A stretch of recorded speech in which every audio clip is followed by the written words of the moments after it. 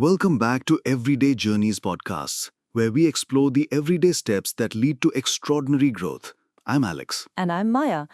Today's conversation is one that can truly change your life if you let it.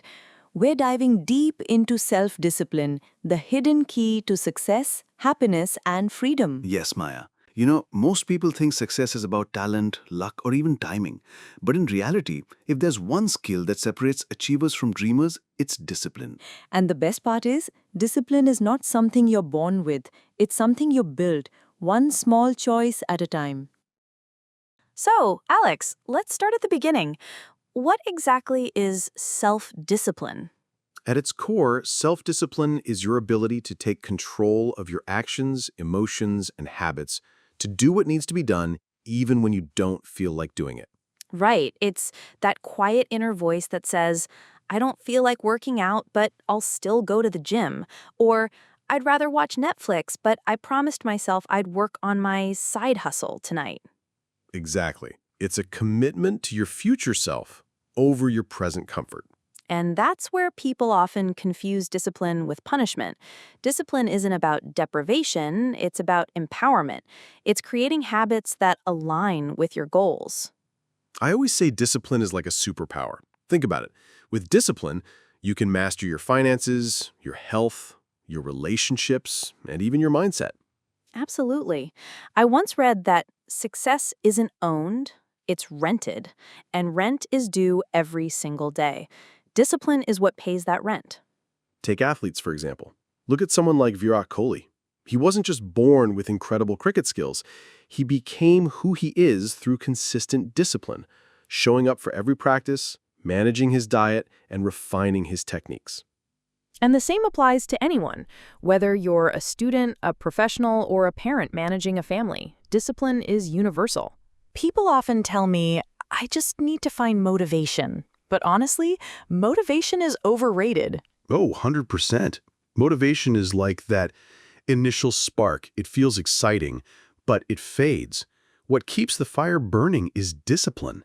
I remember reading in James Clear's Atomic Habits that you don't rise to the level of your goals, you fall to the level of your systems, and discipline builds those systems. Exactly. If you rely only on motivation, you'll always be inconsistent. But if you build discipline, you'll show up even on the days you don't feel like it. So let's get practical. Alex, if someone is listening right now thinking, okay, I want more discipline, but where do I start? What would you say? Start small, really small. Let's say you want to develop a morning routine. Instead of waking up at 5 a.m. tomorrow, just wake up 15 minutes earlier than usual. Build that muscle gradually. I love that. It's about creating tiny wins that build momentum. And another key point is to design your environment. If you want to read more, keep a book on your nightstand. If you want to stop eating junk, don't keep chips in your kitchen. Make the good habit easy and the bad habit hard. And don't forget accountability. Tell a friend about your goals or track your progress daily. It's much easier to stay disciplined when you know someone is watching. Let me share a story about someone I know, Radhika, a graphic designer. She wanted to start her own freelance business, but always procrastinated. So she made a rule to spend just 30 minutes every day building her portfolio. Just 30 minutes? Yep. It didn't feel overwhelming, and over time, those small, disciplined efforts added up. 6 months later, she had a full-fledged portfolio and her first 5 paying clients. That's the beauty of discipline. It compounds, just like investing. But let's be honest, Alex, building discipline isn't always easy. What are some common hurdles people face? The biggest one is perfectionism. People think they need to be perfect, and the moment they slip up, they give up entirely. But here's the thing, discipline isn't about never failing. It's about getting back on track faster. That's so important. One bad meal doesn't ruin your diet. One missed workout doesn't erase your progress. And another hurdle is burnout. People try to change everything at once. Pace yourself. Build discipline slowly so it becomes sustainable. People often think discipline is restrictive, but in reality, it gives you freedom. Yes, financial discipline gives you freedom from debt. Physical discipline gives you freedom from health issues. Emotional discipline gives you freedom from unnecessary stress.